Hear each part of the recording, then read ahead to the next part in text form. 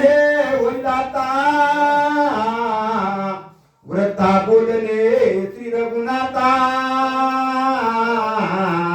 माझ तत्वता मानले प्रभु रामचंद्र भगवान की जय पवन सुत हनुमान महाराज की शांती ब्रह्म एकनाथ महाराज की जय. वेळ जास्त झालेला आहे. किष्किंधा कांडातली कथा आहे. भावाचं युद्ध आहे. वालीनं सुग्रीवाला हरवलंय. सुग्रीव ऋषिमुख पर्वतावर उड्डाण घेऊन गेलाय आणि तो म्हणू लागला रामा तुम्ही मला काय सहाय्य केलं नाही. तुम्ही जो मला आधार दिला होता मला जो तुम्ही असणारा पाठबळ दिलेलं होतं हे काही तुम्ही माझं पाठबळ राखलं नाही. अरे मला कळालं नाही तुम्ही तुमचीच बायको हरवली देवा. तुम्ही माझ्या बायकोचा काय करणार विचार. असा असणारा सुग्रीव राजा असणारा रामाला उद्देशून बोलू लागला. त्याच्याशिवाय देवाला राग येत नाही. देवाला कसं असतंय एक तर भक्ती करावं लागते नाही तर देवासंग विरोध करावा लागतंय.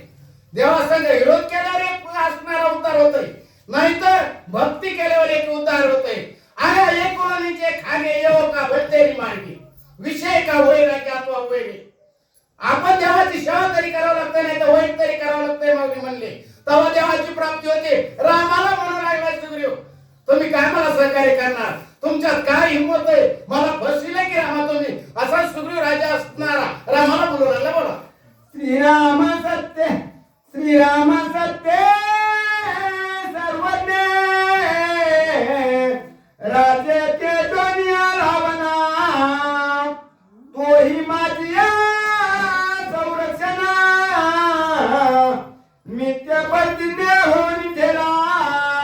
रामा तुम्ही आता सूर आहेत वीर आहेत राजे आहेत. राज्य सोडून वनात आलात ना आणि वनात येऊन मला सहकार्य करायला लागला. मी ते असणारी भाषा केली तुम्ही मला पटलं नाही बरं काय. माझा घातच होवा पण माझी काहीतरी पहिली वडिलाची कुणाची तरी असणारी पुण्य असावा म्हणून मी वाचलो नाही तर मी वाचायच्या भानगडीत पडतच नव्हतो. रामा तुम्ही मला सहकार्य केलं नाही. असा असणारा खेदयुक्त अंतकरणानं सुग्रीव रामाला बोलू लागला. ऐसा सुग्रीव विलपत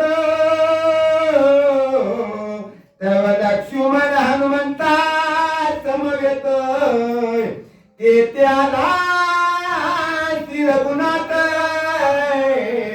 कृपावंत कृपारू. त्यावेळेस असा विलपत मध्ये असणारा काय करीत होता दुःख करीत होता सुग्रीव.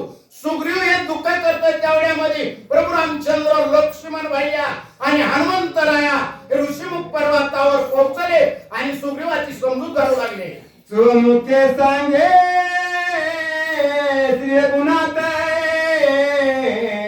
वालीची पाचारी युद्धातो दृष्टी परताची करील घाते तुझ्या कार्यात साधेला.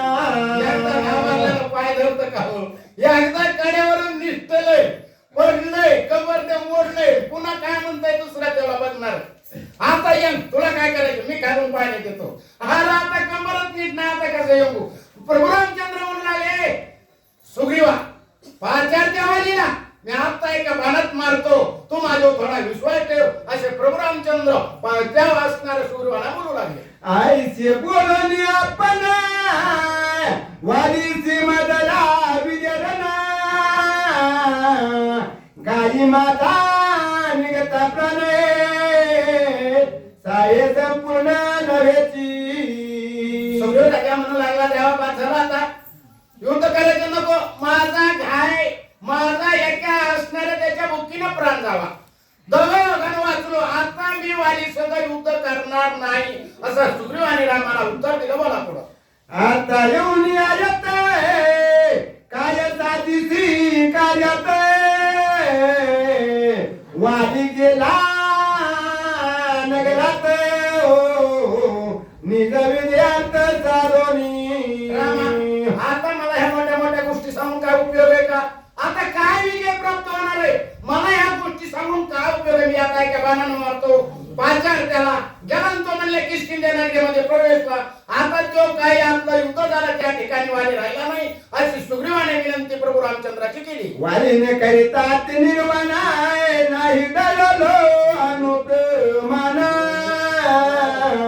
वरद मळदा वितादान मूर्त्या पण मी पडलो.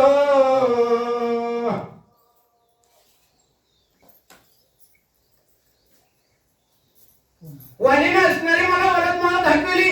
देवा मी काही ताकदीला कमी पडलो नाही, माझ्यात काय बुद्धी कमी नव्हती. मी एवढं युद्ध मनातून केलं, जेवढी शक्ती तेवढा झटलो. पण काय करू, वालीला जी असणारी कश्यप ऋषींनी माळ दिलेली ती विजय माळ आहे आणि त्या त्या माळीमुळे असणार त्याला विजय भेटलाय. ती विजय माळा जर मला दाखवित नाही तर मी पराजय होत नाही. देवा मी तुम्हाला पहिलेही सांगितलं होतं, बऱ्याचदा सांगितलं होतं, वाली मारणं इतकं सोपं नाही. तरी देवा तुम्ही मला पाठवलं, मला जर्जरभूत करून सोडलंय. माझी युद्ध करण्याची इच्छा नाही. दैवे पाहिले चमुकांताय यलवी वाली करिता माता गात सायन वेची मूर्तीत दुखाभिभूत मज केले. देवा मी या ऋषीमुख योगायोगानं पडलोय म्हणून वाचलोय, नाही तर मी तुम्हाला बोलायला सुद्धा आता बसतो राहिलो नसतो. मी मरून गेलो असतो का? बाजूला पडतोय तर वारी एका उठाणात मला गाठतोय आणि एका बुक्कीत मारतोय. योगायोगानं ऋषीमुख पर्वतावर आलो. ऋषीमुख पर्वतावर तो येत नाही, त्याला शाप आहे हे नारदाच्या मुखातून मी ऐकलंय म्हणून जगलो.